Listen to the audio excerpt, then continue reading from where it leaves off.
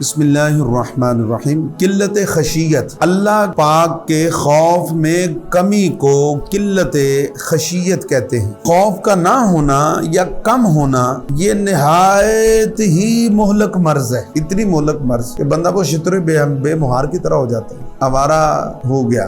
جس کو اللہ کے خوف ہی دل میں سے نکل گیا، اللہ کا یہ خوف ہی نہ ہو، اللہ کا ڈر ہی نہ ہو، تو وہ کیا جہنم سے ڈرے گا، وہ کیا گناہ سے بچے گا۔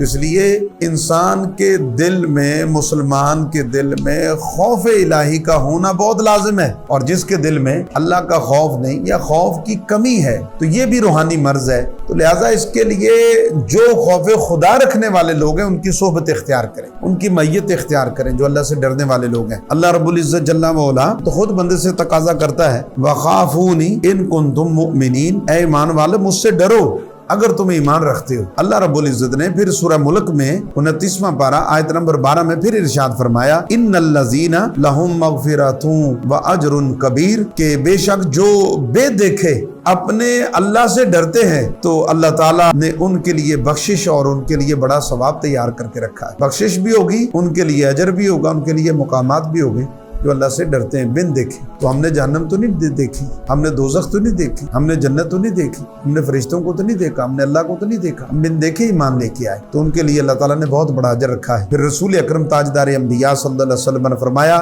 جو اپنی عمر میں اضافہ اور رزق میں کشادگی اور بری موت سے تحفظ چاہتا ہے تو رسول اکرم صلی اللہ علیہ وسلم نے فرمایا وہ اللہ پاک سے ڈرے، اللہ سے ڈرے اور صلہ رحمی کرے۔ اللہ تعالی ہمیں خوف الہی اور خشیت الہی اللہ تعالیٰ ہمیں عطا فرمائے۔